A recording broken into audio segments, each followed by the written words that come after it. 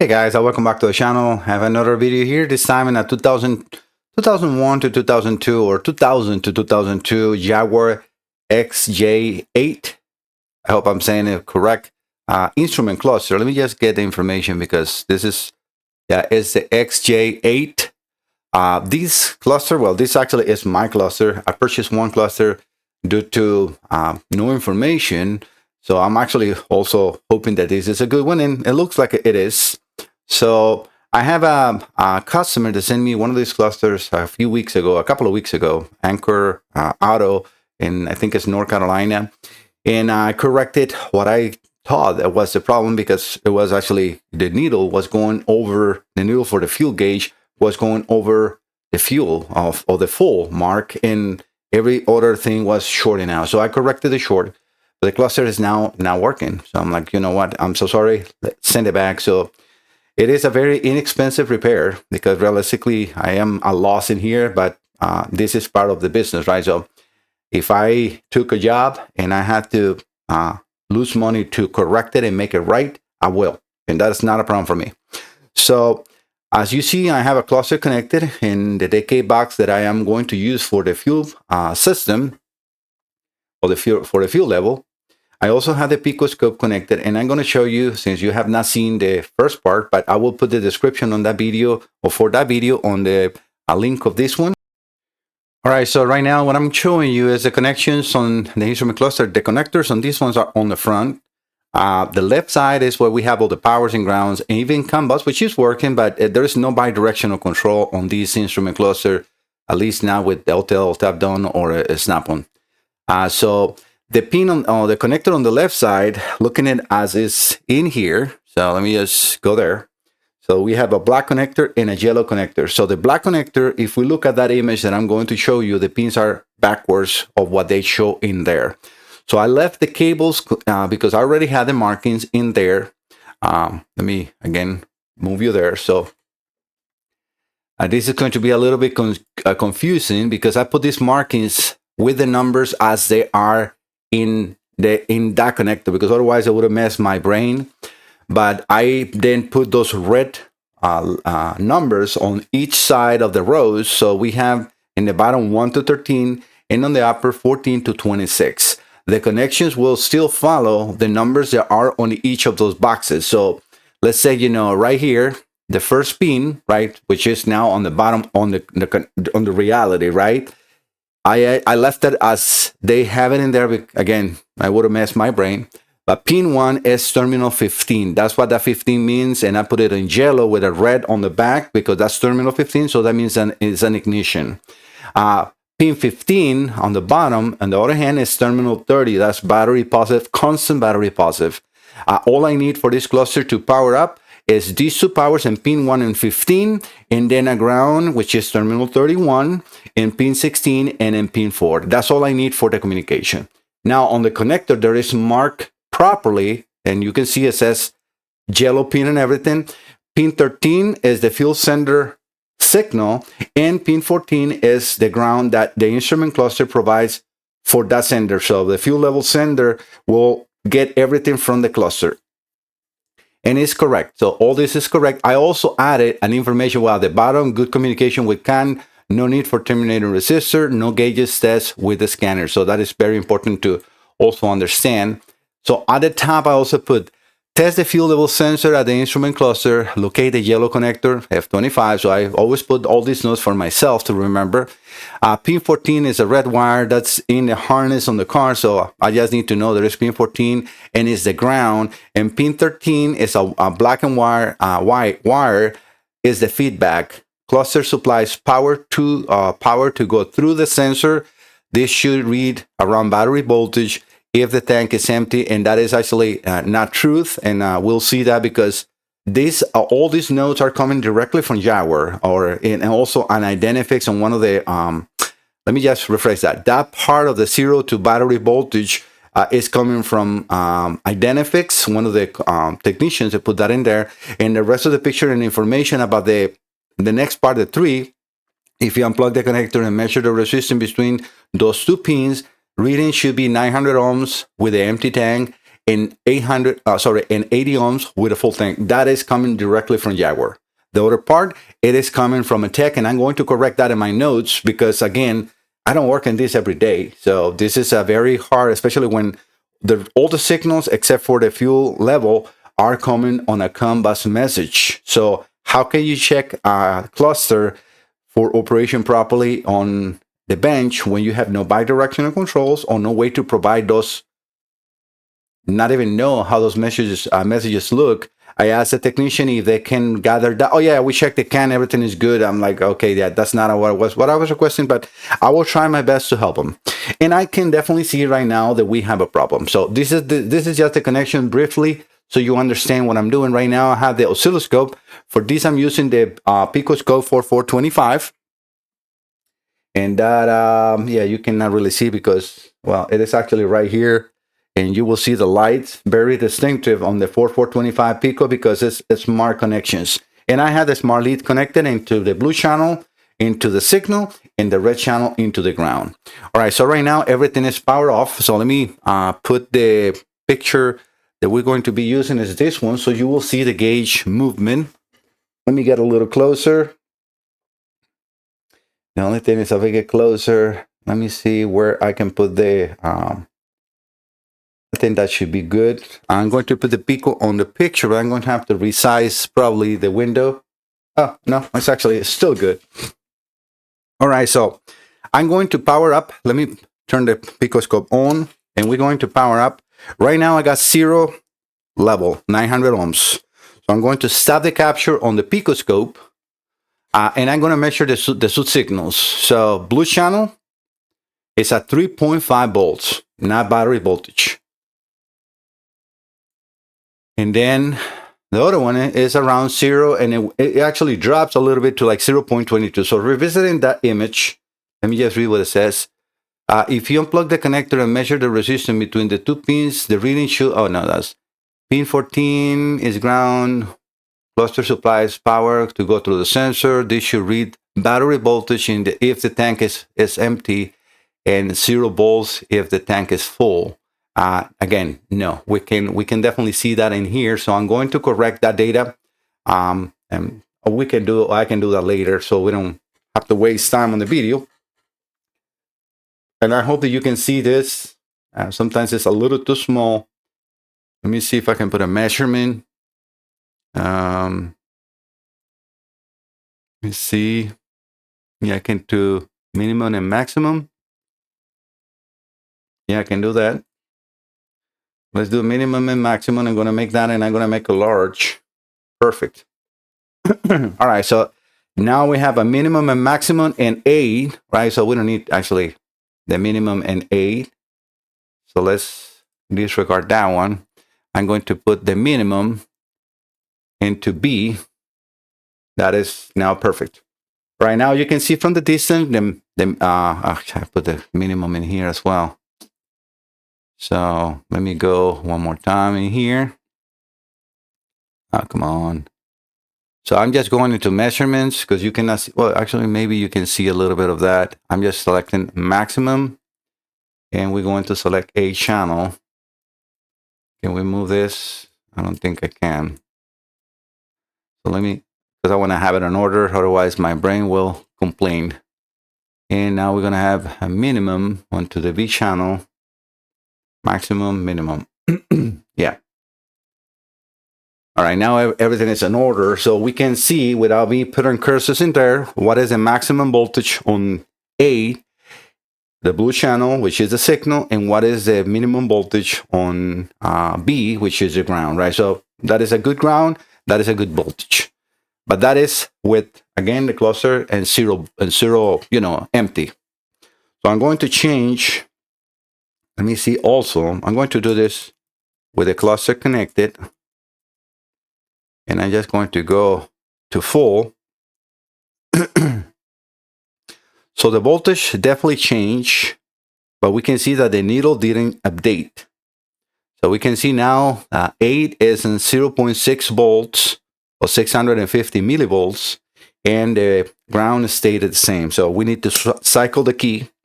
I'm going to now, you can see the voltage in there, the drop on the signals are now reading the same pretty much, right? And I'm going to power it on. So I power on, we got that little spike. I'm going to stop the capture, but we can see now the needle reading full. And also I'm going to keep it on because in their cluster, when I do this, it's around 15 seconds and the needle will drop to empty, which I thought it was because it was not connected to the card and I was looking for another signals. Again, I read all the information about, function and operation. I couldn't read anything of that. So at least now with this cluster, I now can see that first the signal was completely different than this. And I'm going to show you that in a second, but that was dropping. So definitely is something wrong with their cluster, no doubt about it. But let's go back to the beginning of that when I turn it on. Okay, I want to see that. So we see a little bit of a spike that's not abnormal. I'm talking about this section in here. So I'm going to do a zoom so you can see that better. But we can see also riding along the signal, it's not just a perfect, like in here on the left side when I'm moving the hand, we have a clean looking waveform. In here, we got a little bit of a pulsation. It's kind of like a little bit of a pulse width modulated signal. So I'm going to zoom a little more in just one section, and we can see that in there. Hopefully you guys can see how like it's a little drop, a little drop, a little drop, but it is constant.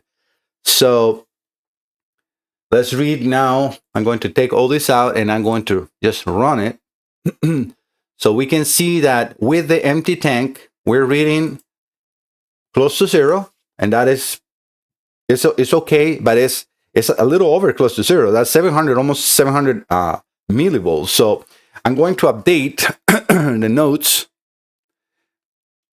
I went ahead and did the changes because I have to do it. Otherwise, I will forget. And I like to keep always the correct data.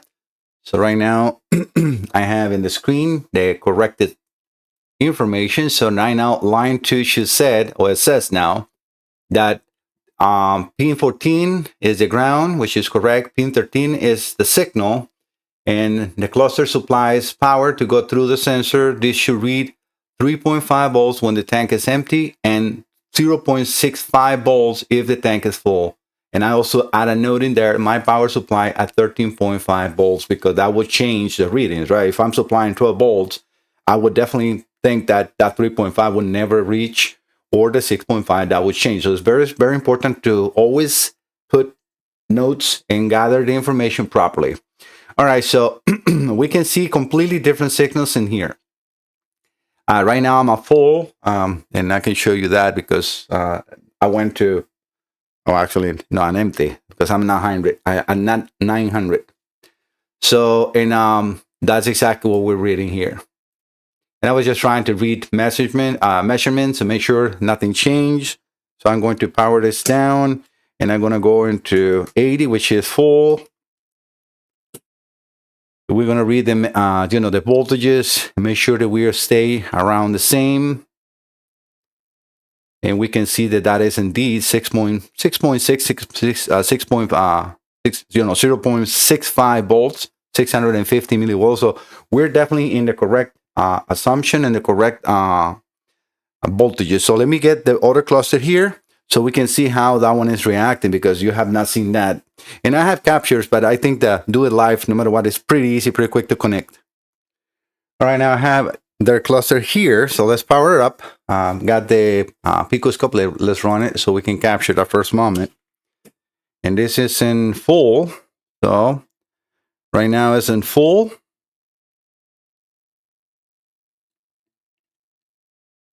All right, so that is now reading properly. Let's see if it drops.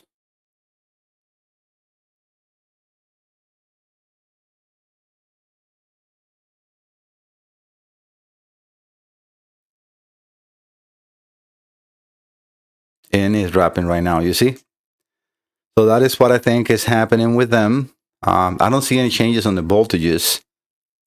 So that is a little, well, it is good to see, but we can see how didn't change. So, So the cluster is still providing the same voltage. We didn't have a drop on the signal.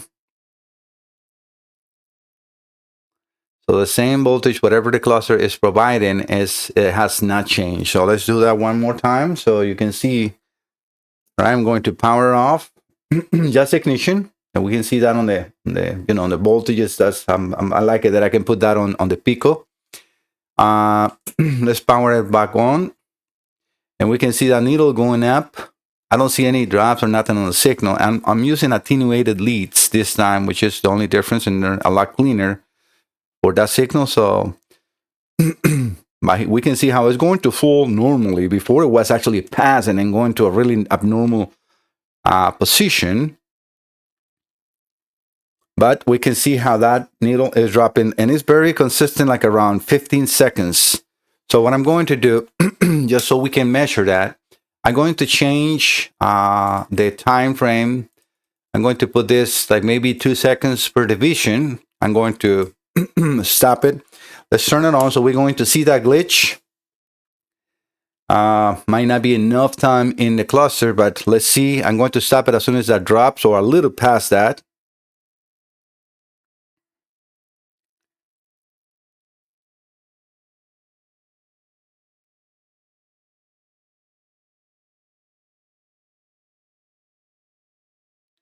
So that's more than 20 seconds. Oh, this time actually went hard. I could hear that, like not normal, but yeah, that is, the voltage is still normal. So we have like 2 seconds on this screen, right? So I'm going to come back. Oh, it's only 1 screen per capture, so I'm going to have to put 5 seconds per division. Well, the sample rate is the one is killing the amount of so let's reduce the sample rate, because right now it's like 50 million samples. We don't need that for this kind of signal. And that's why we couldn't record more than 1 screen, but still 1 screen was not enough. So I'm going to turn it off. I'm going to run the screen, turn this back on. All right, so the needle is going up in there. You can see from 0 to full. And I can now see the drops that I don't see on the other cluster, but probably because of this the amount of time we have in the screen. So let's not analyze nothing this far away until that it dropped. All right, so we're going to stop it right there. So let's count like maybe 2 seconds or 3 seconds it took me to really stop the signal. I'm going to power off. All right, so let's put cursor to see what's the amount of time that is taken to die. So I'm going to, we have a total of 30. Let's just take 2 seconds off, right? I think that's enough to say. So we are in around 25 seconds between rulers. So that is what is happening. Let's see if this is a scope aliases, because we're really far away, or if this is something actually writing on the signal.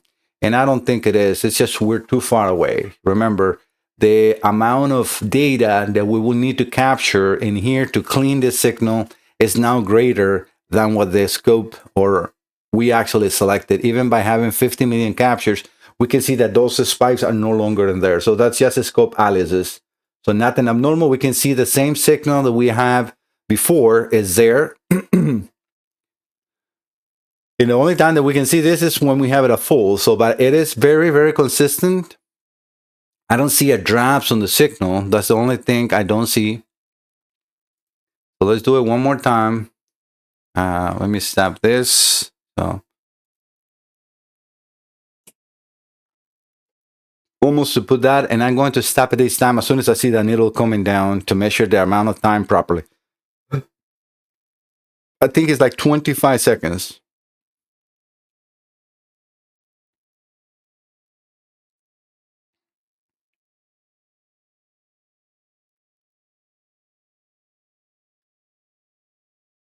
All right, that right there. Because as soon as it moves, it's already off. So it's actually less than what I thought. So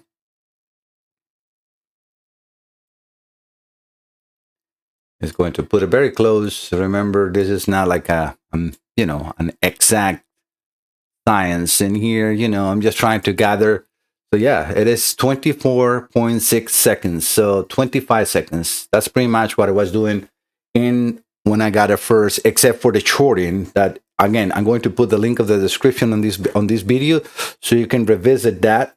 And now, well, let's try to figure this one out.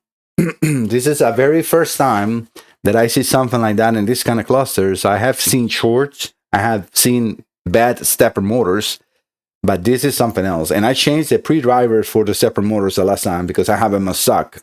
But this kind of gremlin, this is very, very nice. So we'll see. All right, guys. So I'm going to make this or pause the video and try to find a solution. If I can come up, then I will continue with the video. Otherwise, I will leave this as a case study to see what we can do. I have now a good working cluster. This is going to take time, and a repair like this is not really paying for that much. This is more of a challenge than a repair. All right, I'll be right back.